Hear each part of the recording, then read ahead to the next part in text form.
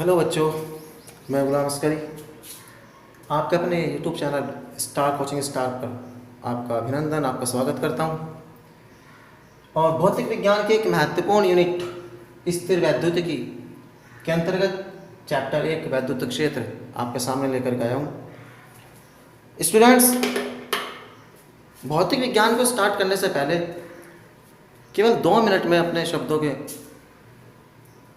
सहायता से आपको समझाऊंगा कि भौतिक विज्ञान हम कैसे पढ़ें। प्रिय विद्यार्थियों, भौतिक विज्ञान पढ़ने का सबसे बेस्ट, सबसे सिंपल, सबसे आसान तरीका यही है कि आप स्टेप बाय स्टेप, टॉपिक दर टॉपिक पढ़ें। जैसा आपका ये चैप्टर है वैद्युत क्षेत्र, इस चैप्टर में बहुत से ऐसे कंसेप्ट आएंगे जो कम से कम 5 चैप्टर तक फॉलो होंगे। अब सोचिए, अगर हम इस चैप्टर को छोड़कर दूसरे चैप्टर को स्टार्ट कर लें तो क्या वो चैप्टर पूरी तरीके से समझ में आ सकता है? मैं नहीं मानता। बस आपको हर कंसेप्ट के बाद दूसरा कंसेप्ट सीखना है, एक कंसेप्ट को दूसरे कंसेप्ट से जोड़ना है। फिजिक्स सरल। इसी परिप्रेक्ष्य में आपको स्थिर वैद्युतिकी, ये एक यूनिट है, पूरी यूनिट है स्थिर वैद्युतिकी। प्यारे बच्चों, स्थिर वैद्युतिकी मीनिंग क्या होता है? नाम से ही पता चल रहा है स्थिर। स्थिर मीन्स होता है बेटे विराम अवस्था। स्थिर मीन्स विराम अवस्था। और विद्युतिकी, विद्युतिकी मीन्स होता है आवेश। अर्थात हम इस पूरी यूनिट में आवेश का अध्ययन करने वाला है, बट कौन सा आवेश का? उस आवेश का जो विराम अवस्था में हो। विराम अवस्था में स्थित जो भी आवेश है, हम इसका अध्ययन करेंगे स्थिर वैद्युतिकी के अंतर्गत। इसके अंतर्गत हम आपका चैप्टर नंबर 1 विद्युत क्षेत्र, चैप्टर 2 गॉस के नियम और उसके अनुप्रयोग, चैप्टर 3 वैद्युत विभव और चैप्टर नंबर 4 वैद्युत धारिता, ये 4 चैप्टर हम स्थिर वैद्युतिकी के अंतर्गत पढ़ेंगे। चैप्टर नंबर 5 वैद्युत धारा। जैसे ही चैप्टर 5 स्टार्ट होगा तो बेचारा रुका हुआ आवेश, विराम अवस्था में आराम कर रहा हुआ आवेश अब गति करेगा। अब गति करेगा तो उसके गुण चेंज हो जाएंगे। क्या गुण चेंज होंगे वो सब हम अध्ययन करेंगे। अब क्वेश्चन उठता है, सर स्थिर वैद्युतिकी के अंतर्गत हम विराम अवस्था में स्थित आवेश का अध्ययन कर रहे हैं, बट ये आवेश होता क्या है? कहां से आया आवेश? क्या इसकी परिभाषा बनेगी? इस आवेश को समझने से पहले हमें भौतिक विज्ञान में एक महत्वपूर्ण राशि, जो कि मूल राशि में भी सम्मिलित है, बेटा जी द्रव्यमान। आपको द्रव्यमान के बारे में थोड़ा अध्ययन करना होगा। देखिए, ये आपकी पृथ्वी माता है और पृथ्वी माता, ये पृथ्वी उत्पन्न करती है गुरुत्वीय क्षेत्र। पृथ्वी उत्पन्न कर रही है गुरुत्वीय क्षेत्र। किसके कारण? याद रखना, अपने द्रव्यमान के कारण। पृथ्वी में गुरुत्वीय क्षेत्र बनता है किसके कारण? पृथ्वी के द्रव्यमान के कारण। अगर द्रव्यमान पृथ्वी के अंतर्गत ना हो, पृथ्वी का कोई भी द्रव्यमान ना हो, 11वीं में आपने पढ़ा होगा पृथ्वी का द्रव्यमान अगर ना हो तो गुरुत्वीय क्षेत्र उत्पन्न नहीं हो सकता। सेम उसी प्रकार पृथ्वी पर खड़ा हुआ मानव अनुभव करता है गुरुत्वाकर्षण बल का, बट याद रखना खुद मानव का अपना द्रव्यमान। अगर मानव में द्रव्यमान ना हो तो वो उस गुरुत्वीय क्षेत्र को अनुभव ही नहीं कर सकता। सेम इसी प्रकार से हमारा आवेश है। बेटा जी आवेश क्या है? आवेश किसी भी वस्तु का वह गुणधर्म है। मान के चलो ये वस्तु A है और ये आवेशित हो गई है। अब ये आवेशित हो गई है तो आवेश किसी भी वस्तु का वह गुणधर्म है जो विद्युत क्षेत्र और चुंबकीय क्षेत्र उत्पन्न कर सकता है। जैसे हमारी पृथ्वी द्रव्यमान के कारण गुरुत्वीय क्षेत्र उत्पन्न कर रही थी। सेम इसी प्रकार से अगर ये वस्तु आवेशित हो गई तब ये दो प्रकार के क्षेत्र बनाएगी, विद्युत क्षेत्र और चुंबकीय क्षेत्र, ये तो उत्पन्न करेगी। अब हमने ये भी तो कहा था कि पृथ्वी पर खड़ा हुआ मानव गुरुत्वीय क्षेत्र का अनुभव करता है, वो क्या है? देखिए, अगर इस गुरुत्वीय क्षेत्र और इस चुंबकीय क्षेत्र, ये हमारी आवेशित वस्तु है, अगर ये आवेशित होती है तो इसके चारों ओर ये वैद्युत क्षेत्र बन गया। अब अगर इस वैद्युत क्षेत्र में हम कोई दूसरा आवेश लाएंगे तो याद रखना वो या तो आकर्षण बल या प्रतिकर्षण बल का अनुभव करेगा। तो सेम ये वर्ड है कि आवेश किसी वस्तु का वह गुणधर्म है जो विद्युत क्षेत्र और चुंबकीय क्षेत्र उत्पन्न करता है अथवा उसका अनुभव कराता है। मेरे बच्चों, विद्युत क्षेत्र और चुंबकीय क्षेत्र बनते कैसे हैं? याद रखना, पूरे यूनिट में आप पढ़ोगे। विराम अवस्था में स्थित आपका जो आवेश है विराम अवस्था में स्थित है, तो ये जो बनाएगा ये केवल विद्युत क्षेत्र बनाएगा। अब यही आवेश एक समान वेग v से चलना प्रारंभ करेगा, एक समान वेग से चलेगा, तब ये क्या बनाएगा? विद्युत धारा प्लस विद्युत धारा के साथ साथ चुंबकीय क्षेत्र को भी उत्पन्न करेगा। बट अगर यही आवेश एक समान वेग से ना चलकर किसी त्वरण के साथ चले, अर्थात इसके वेग में लगातार परिवर्तन होता रहे, कोई भी त्वरण इसमें उत्पन्न हो, इसका वेग लगातार परिवर्तन हो, तब याद रखना यह है विद्युत धारा उत्पन्न करेगा, चुंबकीय क्षेत्र भी उत्पन्न करेगा, प्लस विद्युत चुंबकीय विकिरण ये भी उत्पन्न करेगा। टोटल हम डीपली पढ़ेंगे। जब कोई आवेश किसी त्वरण के साथ गतिमान होगा, जब कोई आवेश एक समान वेग के साथ गतिमान होगा, और जब आवेश केवल विराम अवस्था में होगा, हम इसका अध्ययन करेंगे। बट इस यूनिट में हम टोटल इस पार्ट का ही अध्ययन करेंगे, अर्थात आवेश विराम अवस्था में है। तो आवेश की परिभाषा के बाद अब हम चलते हैं नए टॉपिक पर, बेहद इंपॉर्टेंट टॉपिक, ध्यान से समझना भैया। आवेश की संकल्पना, ये क्या होता है बेटा जी? ध्यान से समझना, आवेश की संकल्पना। इसके लिए हम आपको दो उदाहरण दे रहे हैं। First, sodium. नंबर सेट, चलिए, सोडियम का परमाणु क्रमांक आपको सबको पता है 11 होता है, केमिस्ट्री में पढ़े होंगे। परमाणु क्रमांक सोडियम का 11। तो इसका इलेक्ट्रॉनिक विन्यास कितना हो जाएगा प्यारे बच्चों? इसका इलेक्ट्रॉनिक विन्यास हो जाएगा 2, 8 और 1। और इलेक्ट्रॉनिक विन्यास बताता है कि किसी भी पदार्थ के जो परमाणु हैं इसमें इलेक्ट्रॉन की संख्या प्रोटॉन की संख्या के बराबर होती है। तो इलेक्ट्रॉन की संख्या ये परमाणु क्रमांक बताएगा, इस समय 11 है। प्रोटॉन की संख्या धनावेश होता है, ये भी 11 ही होगी। बट याद रखना, किसी भी परमाणु को अपना स्थायित्व प्राप्त करने हेतु अष्टक नियम का पालन करना होता है। अष्टक नियम केमिस्ट्री में पढ़ा होंगे कि बाहरी कक्षा में अधिकतम 8 इलेक्ट्रॉन होने चाहिए, लेकिन इसके तो बाहरी कक्षा में क्या है? केवल 1 इलेक्ट्रॉन है। इस कंडीशन में ये क्या कर सकते हैं? अपना अष्टक पूरा करने के लिए इस 1 इलेक्ट्रॉन को दान कर सकता है।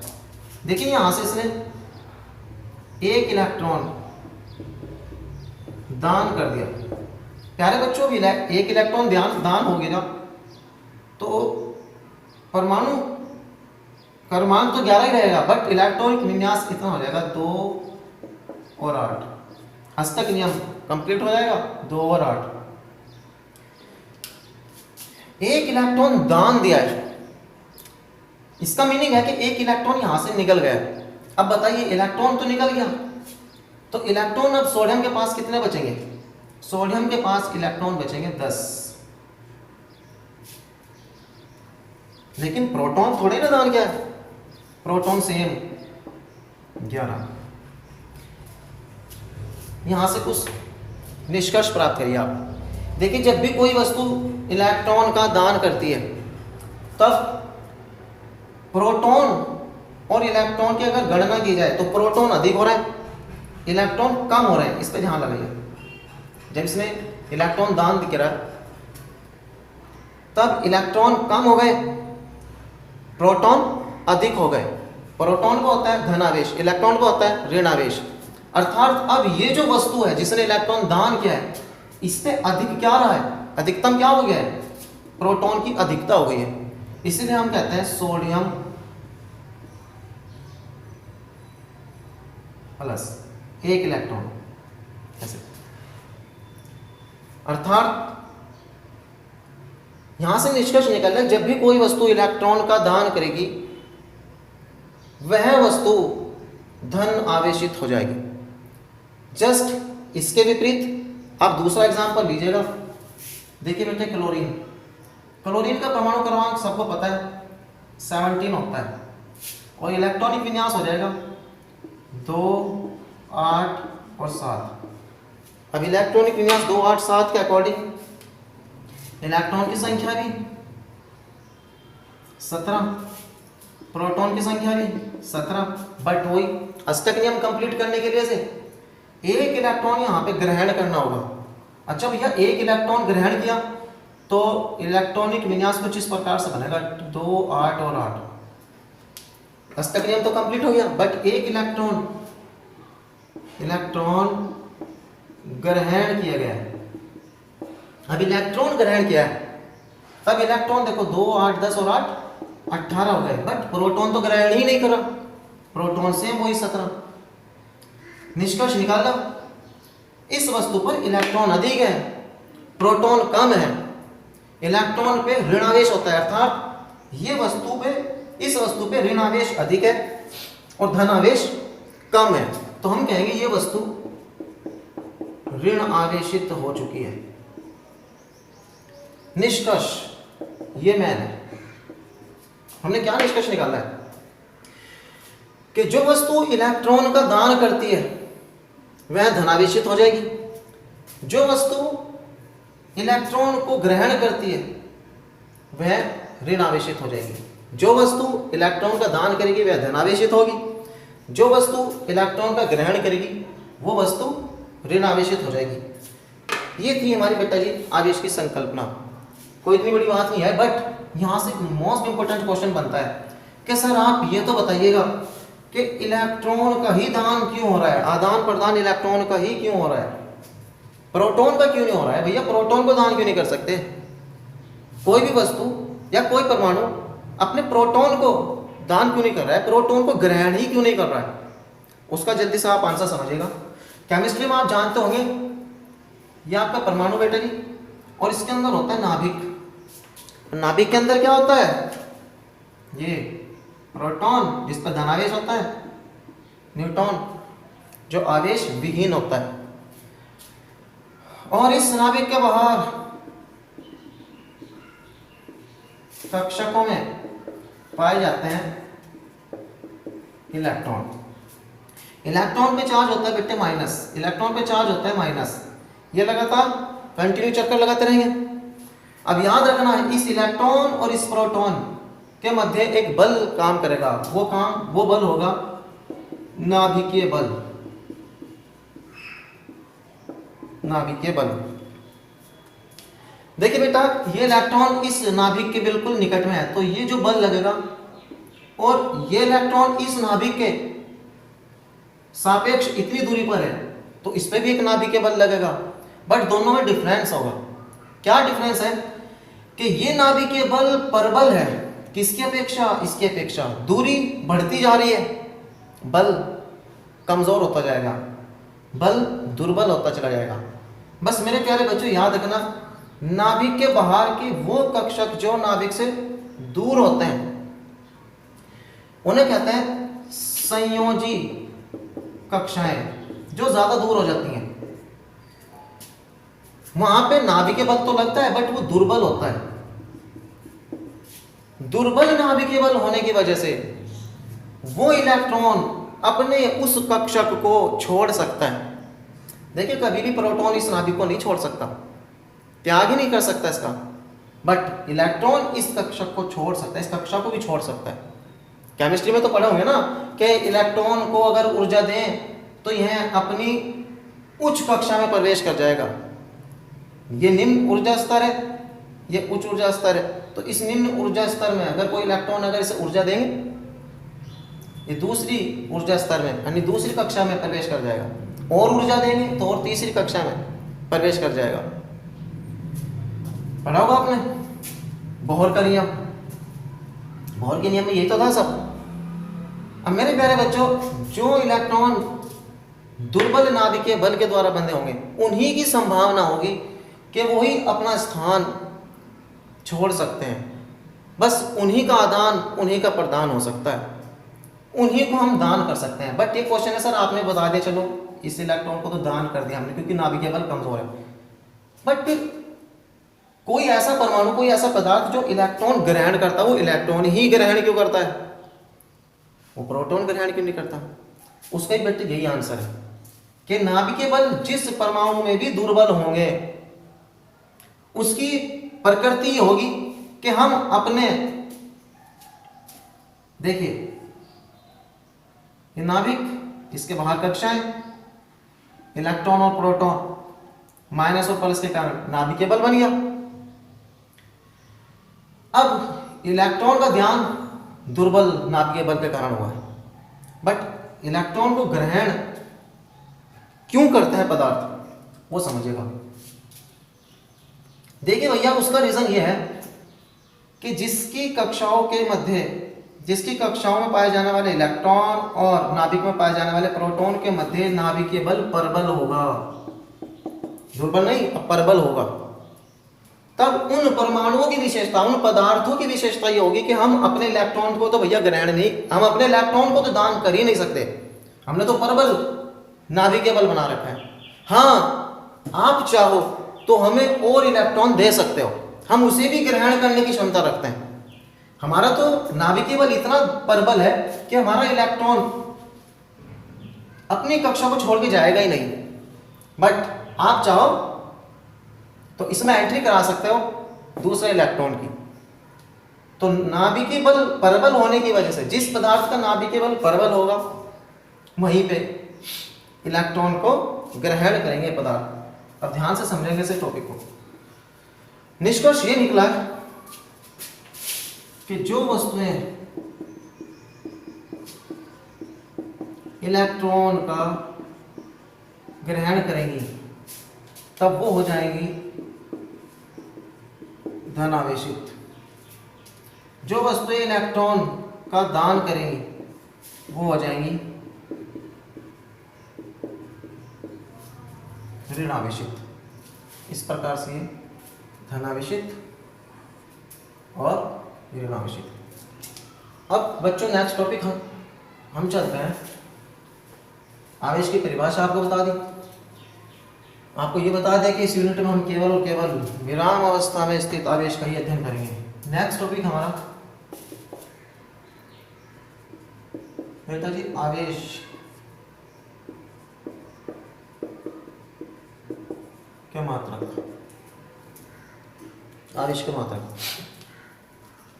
देखिए मैंने अभी बताया था आपको, जब कोई आवेश गति करने लगेगा तब ये बनाएगा भैया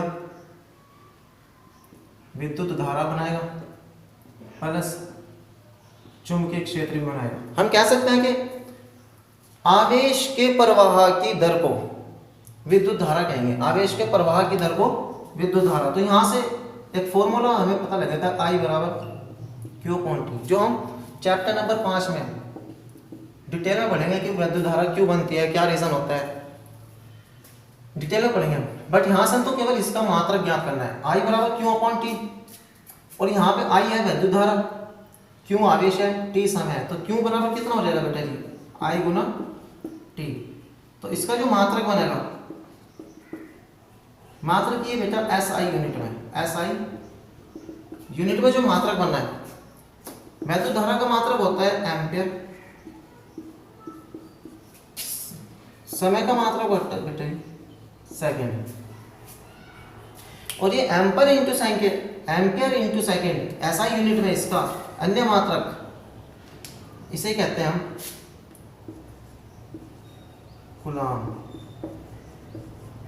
यानी एसआई यूनिट में एम्पेयर इंटू सेकेंड भी है और एसआई यूनिट में इसका मात्रक हम कूलाम। कूलाम एक वैज्ञानिक थे जिन्होंने आवेश के बारे में कुछ थ्योरी, कुछ ज्ञान दिया।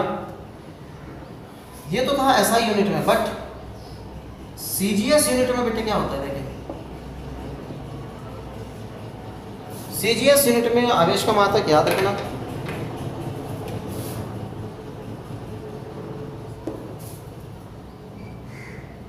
State coulomb. सीजीएस यूनिट में स्टेट कूलाम अथवा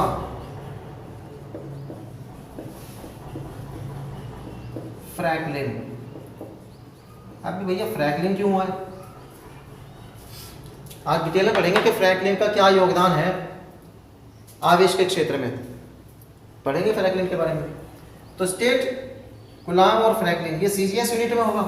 और याद रखना बेटे सीजीएस यूनिट में एक कूलाम बराबर 3 × 10⁹ स्टेट कूलाम के इक्वल होता है। एक कूलाम में 3 × 10⁹ इतने स्टेट कूलाम होता है। अब आप खुद सोचिए कि एक कूलाम एक बहुत बड़ा यूनिट है, बहुत बड़ा मात्रक है। अगर हम इसकी गणना करेंगे न्यूमेरिकल पोर्शन में, तो एक छोटे जो मात्रक होंगे, इसके छोटे यूनिट जो होंगे बेटे, 1 माइक्रो कूलाम बराबर होगा 10⁻⁻⁶ कूलाम के, 1 नैनो कूलाम होगा बेटे 10⁻⁻⁹ कूलाम के, और 1 पिको कूलाम बराबर होगा 10⁻⁻12 कूलाम के। ये आपका पोर्शन न्यूमेरिकल में काम आएगा आपके प्रश्नों में। बट इस सीजीएस पद्धति में स्टेट कूलाम और फ्रैंकलिन हो गया, एक कूलाम में इतने स्टेट कूलाम होंगे। बट हम एक और नया मात्रक पढ़ने वाले हैं आवेश का। प्यारे बच्चों, आवेश का एक और नया मात्रक उसे याद रखना, फैराडे। कभी कभी बच्चे से फैराड कह देते हैं, फैराड गलत है बेटे, बड़े फैराड तो धारिता का मात्रक है, आप धारिता पढ़ोगे, इसका मात्रक फैराड है। लेकिन आवेश का मात्रक फैराडे। फैराडे भी एक वैज्ञानिक हुए, आप अध्ययन करोगे चुंबक की यूनिट में। प्यारे बच्चों, फैराडे एक बहुत बड़ा मात्रक है, सबसे बड़ा मात्रक बल्कि यही है आवेश का। ये क्या होता है, एक फैराडे बराबर 96,500 कूलाम के इक्वल होता है। एक फैराडे बराबर 96,500 कूलाम के बराबर होता है।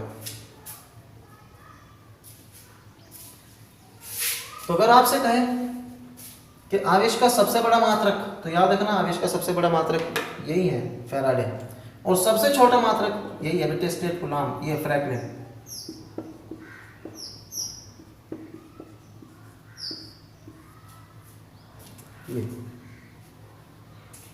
आवेश के मात्रक के बाद अब एक और नया टॉपिक आज हम स्टार्ट करते हैं।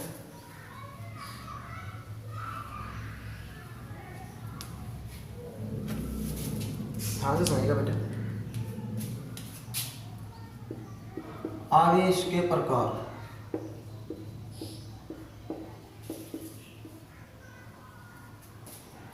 आवेश के प्रकार तथा उसकी प्रकृति, क्या नेचर होता है उसका, type of charge and nature. आवेश के प्रकार, उसकी प्रकृति, क्या प्रकृति होती है। प्यारे बच्चों, इसके लिए बहुत ध्यान से समझना। अब इसमें यूज होगा फ्रैंकलिन का भी, कि फ्रैंकलिन का क्या योगदान रहा। देखिए, प्राचीन काल में सर्वप्रथम एक कांच की छड़ को घिसा गया या रगड़ा गया रेशम के कपड़े से। कांच की छड़ को रेशम के कपड़े से रगड़ा गया। रगड़ने के बाद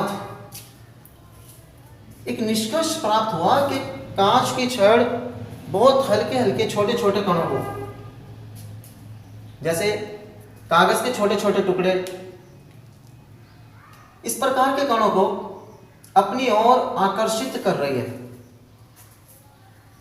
जैसे ही कांच की छड़ को रेशम के कपड़े से रगड़ा तो कांच की छड़ ने छोटे छोटे टुकड़ों को, हल्के हल्के कणों को अपनी ओर आकर्षित करना शुरू किया।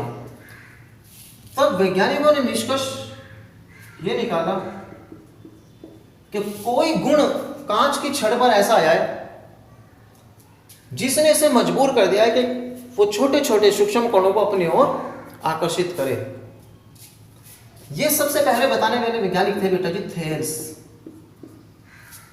तब थेल्स ने सबसे पहले बताया था कि भैया कांच की छड़ आवेशित हो चुकी है, रेशम के कपड़े से रगड़ने पर कांच की छड़ आवेशित हो गई है और उसी आवेश के कारण यह छोटे छोटे कणों को अपनी ओर आकर्षित कर रही है। बट अब आवेशित तो हो गई। देखिए, आवेशित होने का मतलब भी समझिए पहले क्या होता है।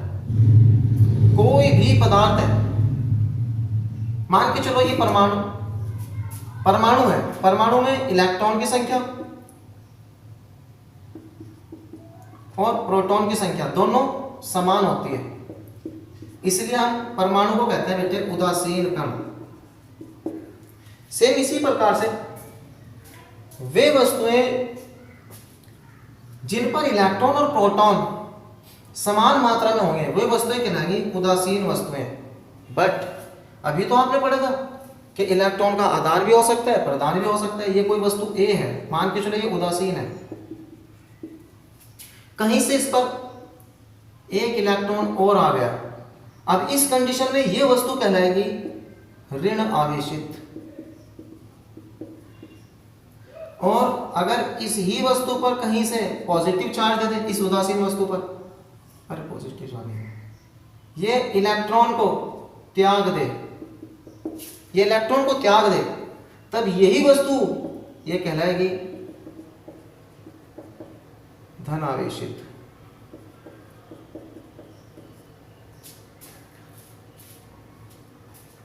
तो भैया थेल्स ने भी यही निष्कर्ष निकाला था कि जैसे ही हमने कांच की छड़ को रेशम के कपड़े से रगड़ा तो कांच की छड़ आवेशित हो गई और उस ही आवेश ने छोटे छोटे कणों को अपनी ओर आकर्षित करना शुरू किया है।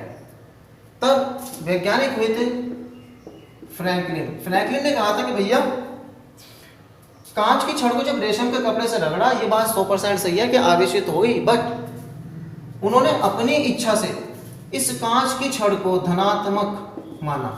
अर्थात उन्होंने ये मान लिया कि कांच की छड़ से इलेक्ट्रॉन निकल करके रेशम के कपड़े पर चले गए तो हमारी कांच की छड़ धनावेशित हो गई और रेशम की कपड़ा ये ऋणावेशित हो गया।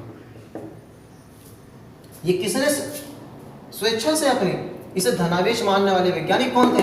फ्रैंकलिन। तो याद रखना, सबसे पहले आवेश के प्रकार बताने वाले वैज्ञानिक ही फ्रैंकलिन थे। अर्थात फ्रैंकलिन ने बताया था कि आवेश बेटा दो प्रकार का होता है, एक धनावेश, एक ऋण आवेश। अब कैसे बताया उन्होंने ये समझिएगा।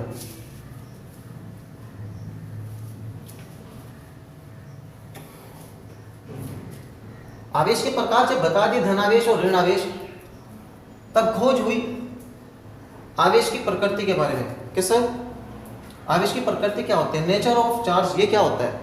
प्यारे बच्चों, कांच की छड़ को जैसे ही रेशम के कपड़े से रगड़ा, कांच की छड़ धनावेशित हो गई।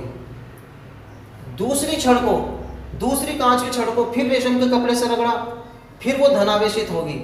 अब इन दोनों छड़ों को जैसे ही एक दूसरे के निकट लाया गया, तब एक छड़ ने दूसरी छड़ को प्रतिकर्षित कर दिया, सेम इसी प्रकार ये जो रेशम का कपड़ा था कांच की छड़ से रगड़ने के बाद ये ऋण आवेशित हो गया था, तो इस रेशम के कपड़े को और दूसरी बार फिर रेशम के कपड़े को रगड़ा था, उस रेशम के कपड़े को जैसे ही हम निकट लाए फिर वही प्रकृति देखी गई कि दोनों कपड़े एक दूसरे को बहुत थोड़ा सा प्रतिकर्षित कर रहे हैं। ये मत समझ ना कि उड़ के कपड़ा कहीं और चला जाएगा, ऐसा नहीं होगा, बहुत हल्का सा प्रतिकर्षित हुआ है। बट थ्योरी आगे बढ़ती चली गई, विज्ञान तरक्की करता चला गया। एक पदार्थ होता है बेटे एबोनाइट। एबोनाइट क्या होता है? हार्ड प्लास्टिक बेटे, हार्ड प्लास्टिक, बहुत हार्ड प्लास्टिक, इसे कहते हैं एबोनाइट। जब एबोनाइट की छड़ को, याद रखना, बिल्ली की खाल से रगड़ा गया,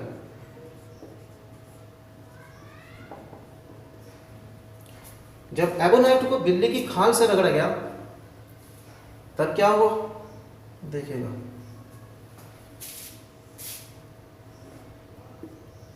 ये एबोनाइट की छड़ है, ये बिल्ली की खाल है रगड़ने के बाद फिर वही क्वालिटी आई कि ये वस्तु भी आवेशित हो गई। बट इसका कैसे पता चला है कि इस पर कौन सा आवेश है? क्योंकि हमें पहले पता चल चुका था कि कांच की छड़ पे तो फ्रैंकलिन के अकॉर्डिंग धनावेश आ चुका था। अब इस छड़ को, एबोनाइट की छड़ को बिल्ली की खाल से रगड़ने के बाद कांच की छड़ के निकट लेकर के गए, और जैसे ही कांच की छड़ के निकट लेकर के आए, कौन सी एबोनाइट की छड़? जो आवेशित हो चुकी थी, जो आवेशित हो चुकी थी, उस छड़ को कांच की छड़ के निकट लाए, तो हमने देखा कि इस कांच की छड़ ने इस एबोनाइट की छड़ को अपनी ओर आकर्षित किया। अब देखिए, जब दो रेशम के कपड़े थे, दोनों पे एक समान ही आवेश था, यानी माइनस और माइनस, तब हमने क्या निष्कर्ष निकाला था? प्रतिकर्षण हो रहा था। कांच की ये दोनों छड़ थी, दोनों पर एक समान आवेश था, प्लस और प्लस, प्रतिकर्षण हो रहा था। बट इस बार तो एबोनाइट की छड़ को उसने आकर्षित करा। तब यहां से निष्कर्ष निकाला कि बिल्कुल 100% बिल्ली की खाल से रगड़ने के बाद एबोनाइट की छड़ नेगेटिव चार्ज हुई होगी, माइनस यानी ऋणात्मक आवेशित ही हुई होगी, तभी तो इसकी ओर आकर्षित हो सकती है। क्योंकि जब हमने देख चुके थे कि एक समान प्रकृति के जो आवेश हैं वो तो प्रतिकर्षित कर रहे हैं। रेशम के कपड़े, इन पर माइनस और माइनस था, वो भी प्रतिकर्षित कर रहे थे, ये आकर्षित कर रहे हैं, तो इस पर जरूर अवश्य ही इस पर इनसे अलग आवेश आया। यहां से निष्कर्ष प्राप्त हुआ कि समान प्रकृति के आवेश एक दूसरे को प्रतिकर्षित करेंगे, चाहे वो प्लस प्लस हो, चाहे वो माइनस माइनस हो। विपरीत प्रकृति के आवेश बेटा जी एक दूसरे को आकर्षित करेंगे।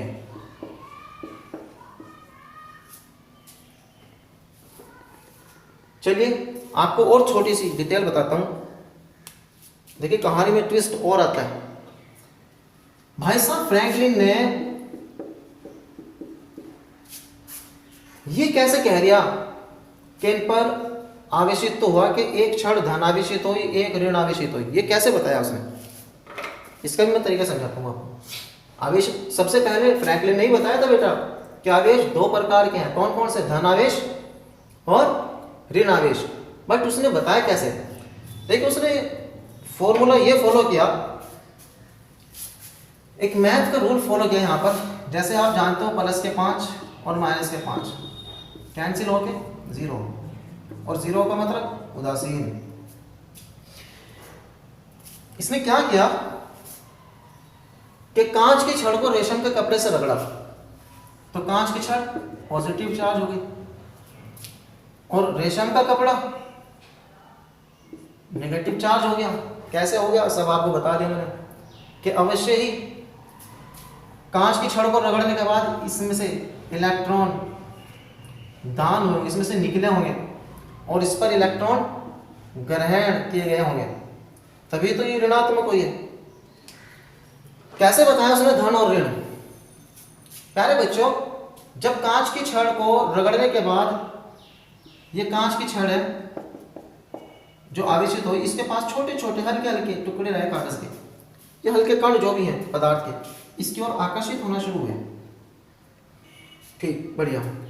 बट जैसे ही इन दोनों का संपर्क कराया, कांच की छड़ को, ये देखिए कांच की छड़ को ऐसे रेशम के कपड़े से रगड़ दिया, आवेशित हो गई, ये भी आवेशित, ये भी आवेशित। बट अब जैसे ही इन दोनों का संपर्क कराया, इसके बाद छोटे छोटे टुकड़ों को फिर निकट में लाया गया। अब आकर्षित ही नहीं कर रहे भैया, वो आकर्षित क्यों नहीं कर रहे? इनका जब संपर्क हुआ तो इस प्लस ने इस माइनस को, इस प्लस ने इस माइनस को कैंसिल आउट कर दिया, कैंसिल कर दिया, और संपूर्ण जो पदार्थ है फिर से उदासीन हो गया। और उदासीन हो गया तो आकर्षित ही नहीं करा। तो इसका मतलब रूल तो मैथ का होता है कि भैया प्लस के 5 और माइनस के 5 इक्वल 0, कुछ भी नहीं बचा, जैसे थे वैसे ही रह गए। यही फ्रैंकलिन ने यहाँ पे निष्कर्ष निकाला था कि अवश्य ही एक पे प्लस चार्ज होगा, एक पे माइनस चार्ज होगा। जब प्लस चार्ज होगा तो इलेक्ट्रॉन त्याग देगा, ऋण माइनस चार्ज होगा तो इलेक्ट्रॉन एक्सेप्ट करेगा, नहीं ग्रहण करेगा। और अगर दोनों को संपर्क करा दिया जाएगा फिर जैसे थे वैसे ही हो जाएंगे, जो मैथ के अकॉर्डिंग भी होता है। इसलिए इसने दोनों चीज इसी के अनुसार दी कि भैया एक को प्लस मानो, इसे माइनस मानो। हाँ, ये अवश्य बात है कि उसने कांच की छड़ को अपने इच्छा के अनुसार ही प्लस माना था। और कैसे माना था उसकी थ्योरी हम दे सकते हैं कि भैया अवश्य ही कांच की छड़ के जो परमाणु हैं उनके मध्य लगने वाला नाभिकीय जो बल होगा वो अवश्य कमजोर होगा। ये हम थ्योरी दे सकते हैं इसकी जगह। अब ध्यान से समझिए बेटा जी, एक और नेक्स्ट टॉपिक। और हाँ, इस चैप्टर के जो भी नोट्स होंगे प्यारे बच्चों, वो नोट्स आपको पीडीएफ के रूप में मिल जाएंगे, आप टेंशन मत लेना। हैंडराइटिंग में लिखे हुए नोट्स आपको मिलेंगे।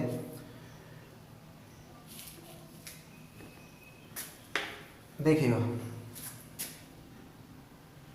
भैया, ये वस्तु थी, मान के चलो ये उदासीन थी,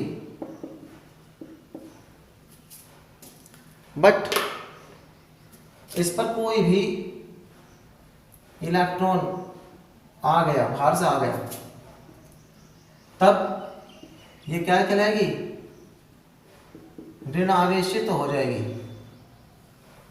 हम कहेंगे कि ये वस्तु आवेशित हो गई, हम यही कहेंगे ना। अब इसी टॉपिक को हम पढ़ेंगे कि वस्तुओं को आवेशित करने के कितने प्रकार हैं, कितने प्रकार से वस्तुएं आवेशित होंगी, इसे कहेंगे, इसे कहते हैं बेटा आवेशन। वस्तुओं को आवेशित करने की विधि ही आवेशन कहलाती है। टॉपिक है ये हमारा आवेशन। किसी वस्तु को आवेशित करना ही, किसी वस्तु को आवेशित करना ही आवेशन कहलाता है। किसी वस्तु को आवेशित करना ही आवेशन कहलाता है। अब ये आवेशन के प्रकार पढ़ेंगे हमने टॉपिक है भैया, आवेशन के प्रकार।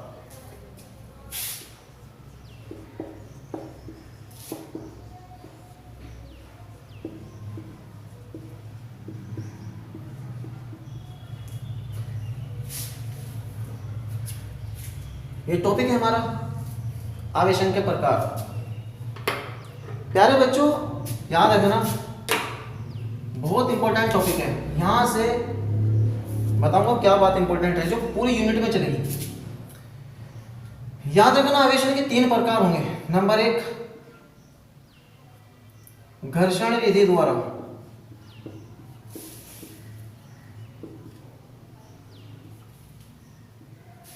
नंबर 2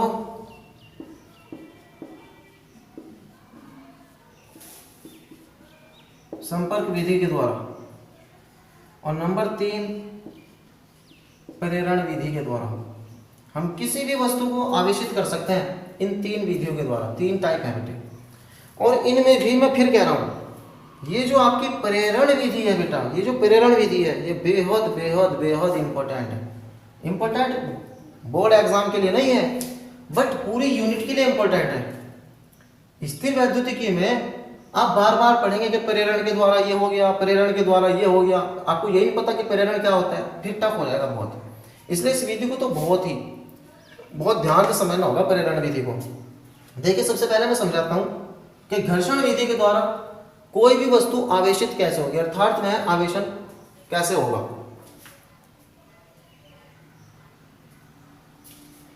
देखिए बेटा, घर्षण विधि के द्वारा आवेशन, सबसे पहले हम ये पढ़ रहे हैं।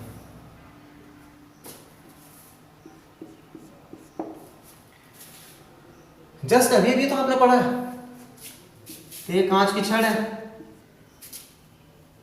ये रेशम का कपड़ा है, या कोई ऊन है, ऊन ले या रेशम का कपड़ा ले। जब इन्हें आपस में रगड़ा गया, आपस में इन्हें घर्षण कराया गया, तब हमने देखा कि ये वस्तु धनावेशित हुई। कांच की छड़ धनावेशित हुई, रेशम का कपड़ा ऋणावेशित हुआ।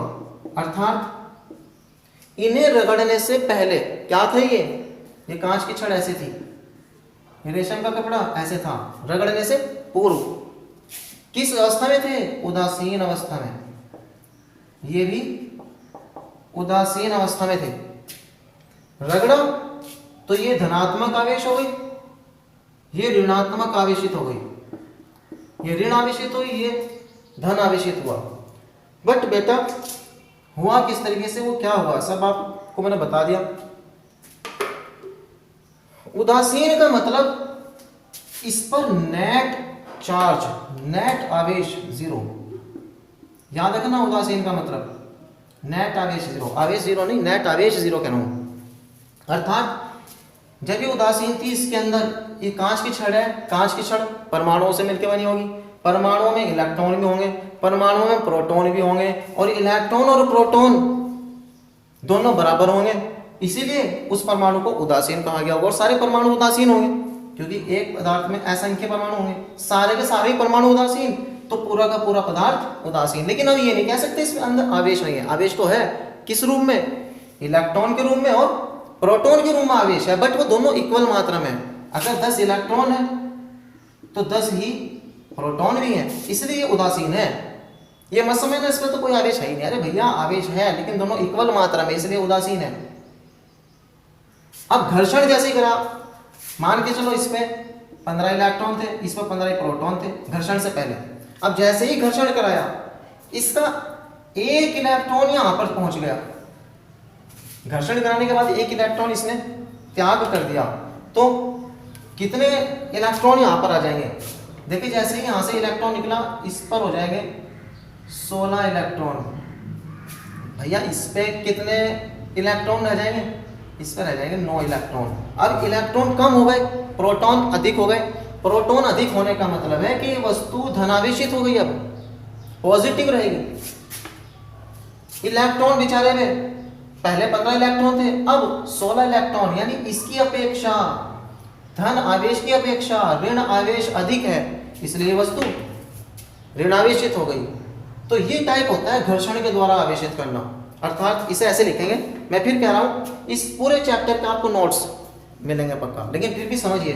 अगर टॉपिक आ जाएगा घर्षण के द्वारा किसी वस्तु को आवेशित कैसे किया जाता है, कि घर्षण के द्वारा किन्हीं भी 2 वस्तु को आपस में रगड़ा जाता है, एक वस्तु से इलेक्ट्रॉन निकलकर दूसरी वस्तु पर पहुंच जाते हैं। जिस वस्तु से इलेक्ट्रॉन निकलेंगे वह धनावेशित हो जाएगी, जिस वस्तु पर इलेक्ट्रॉन पहुंच जाएंगे वह ऋण आवेशित हो जाएगी, और इसी विधि को हम घर्षण विधि कहते हैं। यह है हमारी घर्षण विधि। जस्ट इसके बाद स्टार्ट करते हैं बच्चे लोग हम संपर्क विधि। कि भैया ये संपर्क विधि क्या है, किसे कहते हैं संपर्क विधि? देखिए संपर्क विधि के बारे में अध्ययन करेंगे, बहुत ध्यान से समझना। इससे पहले पहले आपको थोड़ा सा एक और निष्कर्ष समझना है। प्यारे बच्चों, दो प्रकार के पदार्थ होते हैं, एक चालक, एक अचालक। मोस्ट इंपॉर्टेंट बात है ये, इंपॉर्टेंट इसलिए है कि ये भी पूरी स्थिर वैद्युतिकी यूनिट में काम आएगी। बेटे, जब हम किसी भी वस्तु जो चालक है, जो भी चालक है, अगर इसे हम कोई भी आवेश देंगे, अगर कोई ऐसी वस्तु है जो चालक है, चालक वो होता है जिसमें मुक्त इलेक्ट्रॉन पाए जाते हैं। पढ़ेंगे बहुत डीपली हम मुक्त इलेक्ट्रॉन क्या होता है, क्यों होते हैं चालक, क्यों होते हैं अचालक। लेकिन मैंने हल्का सा हिंट दिया कि चालक वो पदार्थ होंगे जो मुक्त इलेक्ट्रॉन जिनमें पाए जाएंगे। अब इस चालक पदार्थ को अगर हम कोई भी बाहर से आवेश दें तो याद रखना इसकी क्वालिटी होगी, कि विशेषता होगी कि इसका ये आवेश इसके संपूर्ण सतह पर फैल जाता है।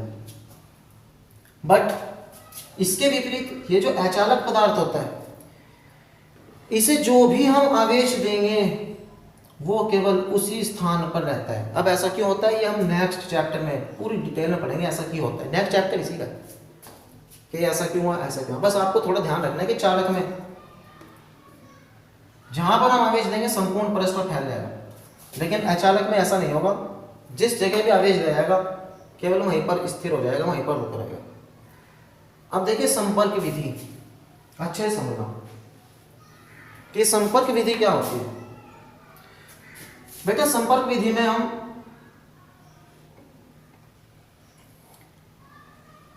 एक वस्तु लेते हैं जो पहले से ही आवेशित है। मान के चलो ये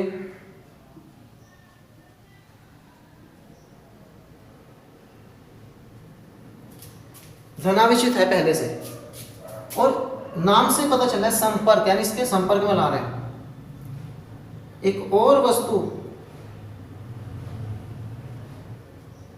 जिसका संपर्क हमने इससे कराया, बट ये उदासीन है, ये उदासीन है। ये भी चालक पदार्थ है और ये भी चालक पदार्थ है। संपर्क में आ गए, इसका संपर्क इससे है, दोनों चालक है। तो याद रखना, अभी भी मैंने बताया था जब किसी एक जगह भी आवेश होता है तो वह उसके संपूर्ण सतह पर फैल जाता है, वो विधि याद रखना। अब ये जो आवेश है इसका संपर्क इससे हो गया और दोनों चालक हैं, ये उदासीन है, तब इस कंडीशन में इसका कुछ आवेश इस पर पहुंच जाएगा और वस्तु ऐसा हो जाएगी।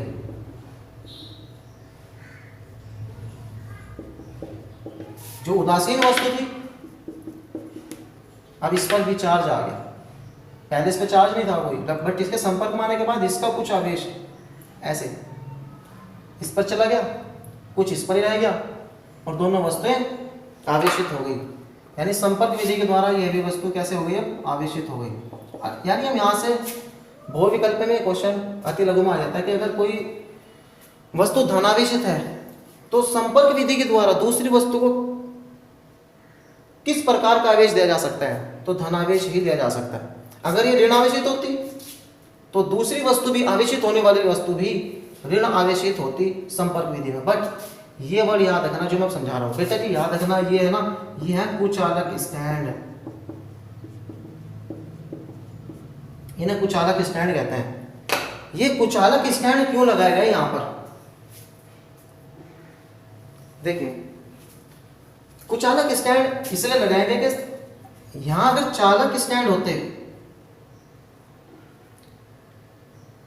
इनमें चालक स्टैंड होता, तब आवेश इस चालक स्टैंड की सहायता से चल करके पृथ्वी के अंदर जा सकता था,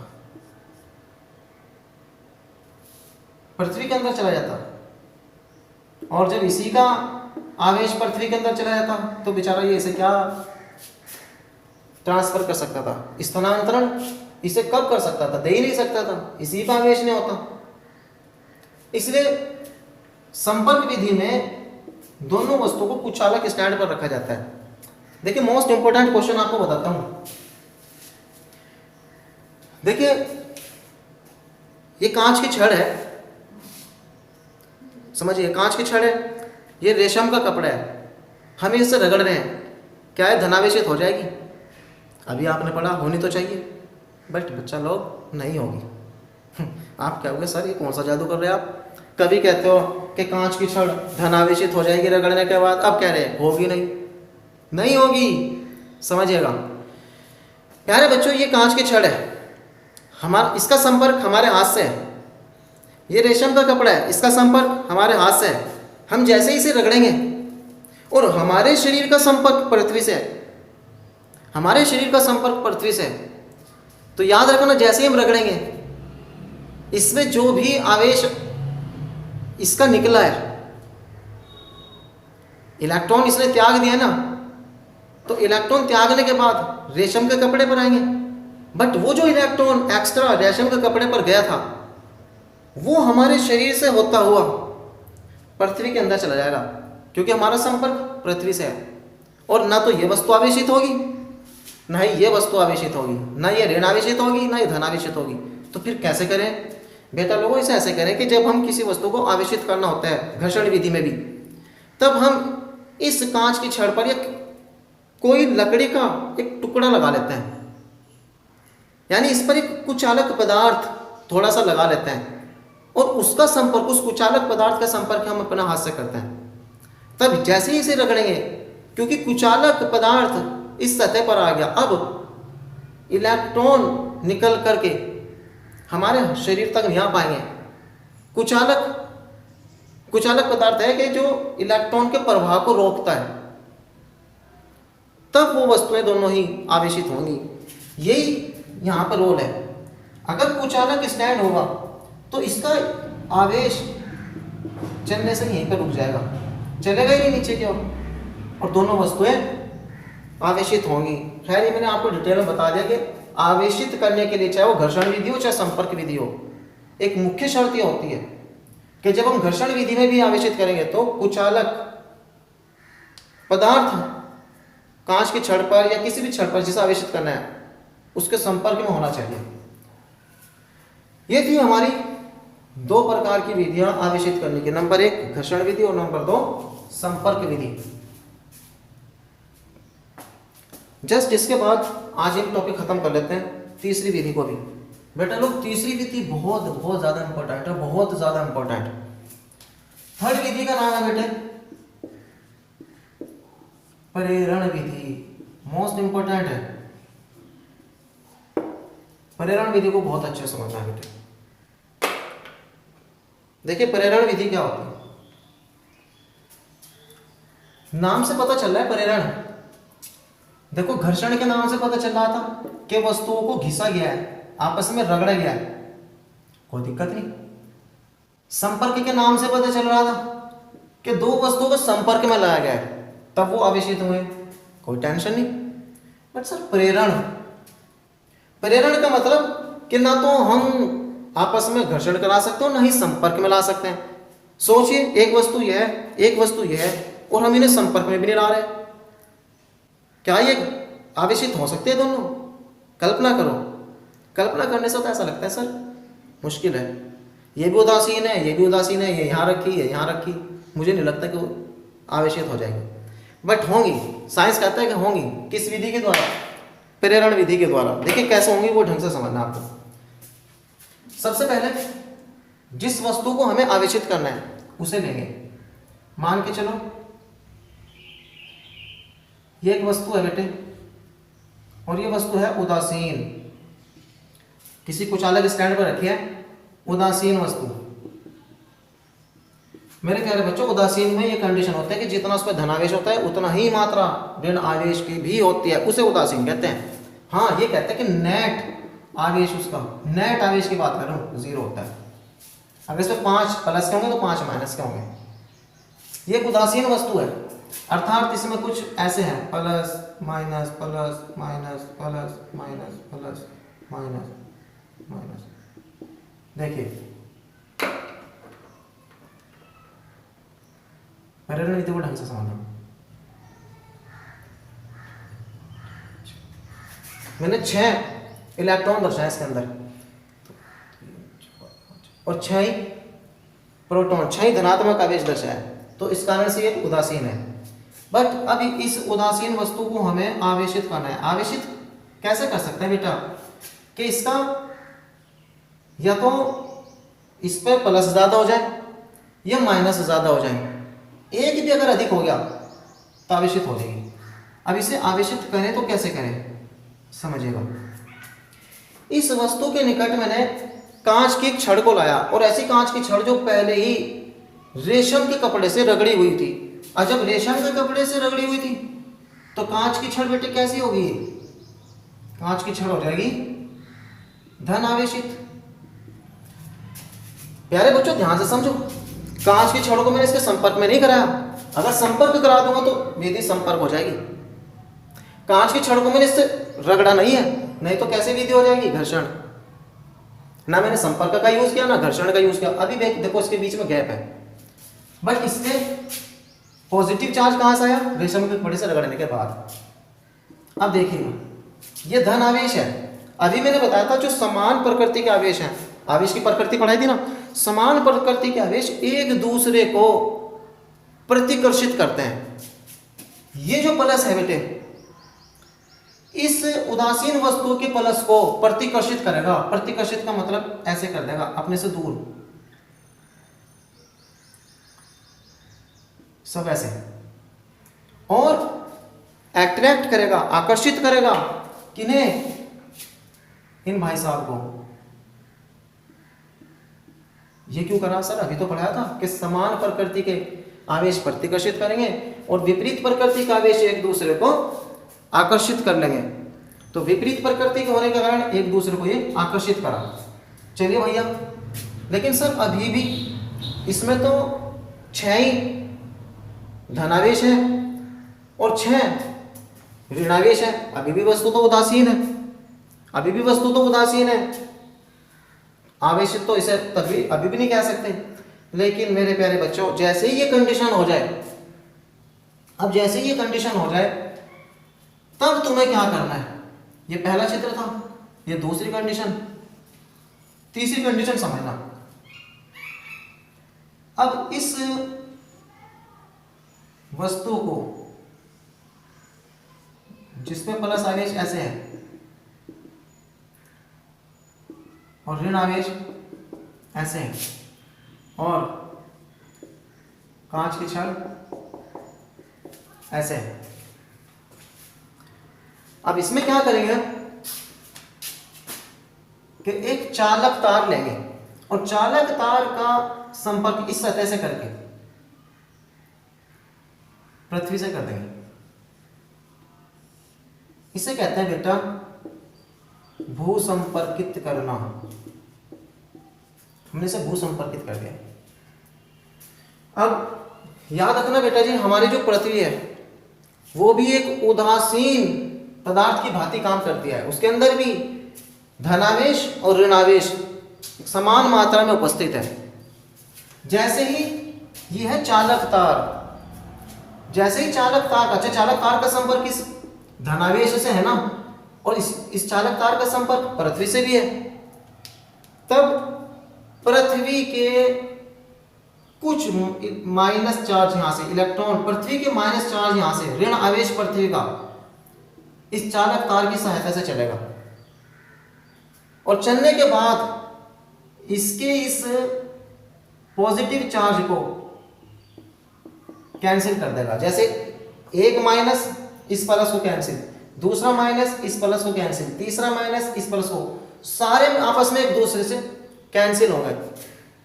देखो इस पृथ्वी का माइनस, क्योंकि गति कौन करता है, ऋण आवेश, तो यहां से पृथ्वी का माइनस चलेगा किसकी ओर, चालक तार की सहायता से, किसकी ओर, इस सतह की ओर। जैसे यहां पर माइनस आएगा तो इस माइनस से ये प्लस कैंसिल होगा, फिर दूसरे माइनस से ये प्लस कैंसिल, इस माइनस से ये प्लस कैंसिल, सारे के सारे प्लस कैंसिल हो जाएंगे। अब बेटा जैसे ही सारे प्लस कैंसिल हो गए, उस कंडीशन में तुम्हें क्या करना है, इस कांच की छड़ को हटा लेना है, इस कांच की छड़ को हटा लेना है। जैसे ही हम कांच की छड़ को हटाएंगे, अब क्या होगा, कांच की छड़ हटाई तो देखिए हमारी ये वस्तु जैसे ही कांच की छड़ हटाई, अब ये जो ऋण आवेश इस प्लस के कारण इस साइड की ओर बंधा हुआ था, अट्रैक्ट हुआ था, आकर्षित हुआ था, अब ये आकर्षित नहीं रहेगा। लेकिन मेरे प्यारे बच्चों, जिस टाइम आप कांच की छड़ हटाएं, सेम उसी टाइम आप इसका संपर्क भी खत्म कर दें, इस चालक तार को भी हटा दें, और जैसे ही चालक तार को हटाएंगे तो ये माइनस जो आकर्षित था इस सतह की ओर अब आकर्षित नहीं होगा, क्योंकि प्लस जो आकर्षित कर रहा था वो तो गया, 4 5 6 ऐसे फैल जाएगा। यही ऋण आवेश इस पर फैल जाएगा। क्या प्लस आवेश बचा इस पे? प्लस तो पृथ्वी के अंदर चला गया, प्लस तो आवेश है ही नहीं। अब ये वस्तु कैसे कहलाएगी? वस्तु कहलाएगी भैया ऋण आवेशित। तो इस प्रकार से ये वस्तु ऋण आवेशित हो गई। किस विधि के द्वारा? प्रेरण की विधि के द्वारा। ये होता है बेटा प्रेरण की विधि। वीडियो को पॉज करना, अगर नहीं समझ में आए दोबारा देख लेना, लेकिन प्रेरण की विधि को ढंग से समझना बेहद इंपॉर्टेंट है। यहां से बेटा क्वेश्चन और बनता है कि सर प्रेरण की विधि के द्वारा आपने किसी भी वस्तु को ऋण आवेशित करा है, क्या ये ऋण आवेशित ही होगी सदैव, या ये वस्तु धनावेशित भी हो सकती है? हाँ बेटे हो सकती है। ऐसा नहीं है कि प्रेरण की विधि में सदैव ऋण आवेशित ही होगी, आप इसे धनावेशित भी कर सकते हो। उसके लिए समझ लेगा बहुत स्पीड के साथ कि आप वस्तु को धनावेशित कैसे करोगे। देखिए जल्दी से, प्रेरण की विधि के द्वारा वस्तु को धनावेशित करने का तरीका समझेगा। बेटा ये एक वस्तु है, कुछ अलग स्टैंड पर रखी हुई है, उदासीन है, तो उदासीन का मतलब जितना इसमें पॉजिटिव चार्ज होगा उतना ही नेगेटिव भी होगा, ऐसे ये होगी उदासीन वस्तु। बट अब इस उदासीन वस्तु के संपर्क में नहीं बल्कि इसके निकट हम किसकी छड़ लाएंगे, क्योंकि वस्तु को करना है हमें धनावेशित। बेटे याद रखना एबोनाइट, हार्ड प्लास्टिक होती है एबोनाइट, एबोनाइट की छड़ लाएंगे। एबोनाइट की छड़ को किससे रगड़ेंगे? बिल्ली की खाल से। और आपने आज पूरी डिटेल से पढ़ा है कि जैसे एबोनाइट की छड़ को बिल्ली की खाल से रगड़ेंगे तो ये जो एबोनाइट की छड़ है बेटा, ये जो एबोनाइट की छड़ है ये ऋण आवेशित हो जाएगी। एबोनाइट की छड़ ऋण आवेशित हो जाएगी, और जैसे ही ऋण आवेशित हुई तो इसने इस वस्तु के पॉजिटिव चार्ज को अपनी ओर अट्रैक्ट कर लिया, और इसके ऋण आवेश को, क्योंकि समान प्रकृति का आवेश प्रतिकर्षित करता है, दूसरी सतह पर प्रतिकर्षित कर दिया। अब जैसे ही इसका संपर्क हमने एक चालक तार की सहायता से पृथ्वी से करा, यानी से भूसंपर्कित किया, तो अब ये माइनस इस तार की सहायता से चलकर यहां पर आ जाएगा, और यहां पृथ्वी में पहले से ही प्लस भी है और माइनस भी है।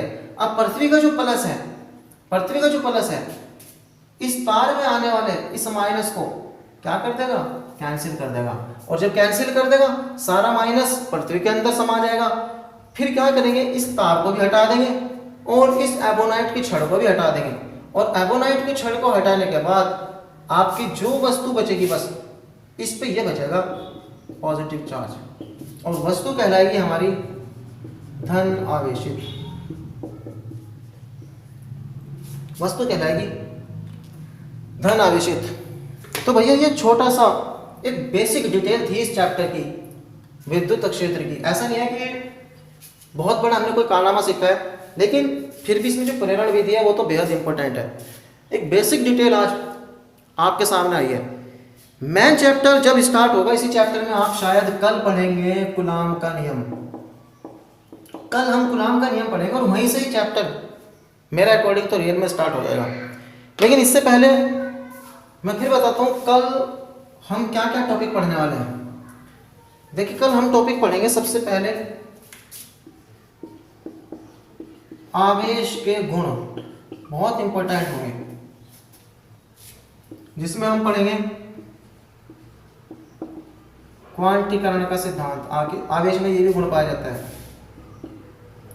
क्वांटीकरण का गुण पाया जाएगा। आवेश में निश्चरता का गुण पाया जाएगा। आवेश में संरक्षण का गुण पाया जाएगा। जैसा आप पढ़ते तो ऊर्जा संरक्षण, हम आवेश संरक्षण भी पढ़ेंगे। ये कुछ गुण होंगे जिसके बारे में हम अध्ययन करेंगे। और जस्ट इसके एकदम बाद इस चैप्टर का एक प्रीवियस टॉपिक ये भाई साहब गुलाम के नियम स्टार्ट हो जाएंगे। गुलाम का नियम स्टार्ट होते ही बस चैप्टर वास्तव में चैप्टर स्टार्ट हो जाएगा आपका। ये थी आज की इस क्लास। प्यारे बच्चों, मैं फिर कह रहा हूँ, फिजिक्स हार्ड नहीं है। फिजिक्स हार्ड आप बनाते हो। फिजिक्स हार्ड बनता है तब है कि जैसा आज मैंने प्रेरण का सिद्धांत पढ़ा है, इसका यूज़ होगा नेक्स्ट चैप्टर्स में ही, और हमें प्रेरणा का सिद्धांत ही नहीं पता क्या होता है तो शायद फिर ना समझ में आए। इसलिए कंसेप्ट दूसरे कंसेप्ट से जुड़ा होता है फिजिक्स का। फिजिक्स को समझने का यही सबसे बेस्ट तरीका है कि इसके हर कंसेप्ट को क्लियर करते जाएं, फिजिक्स आसान लगेगा।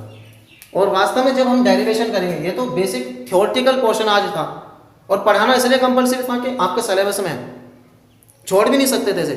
लेकिन जब डेरिवेशन स्टार्ट हो जाएंगे तब आपको और रियलिटी का पता चलेगा कि इस क्लास से आपको कितने बेनिफिट्स, कितने फ़ायदे मिलने वाले हैं।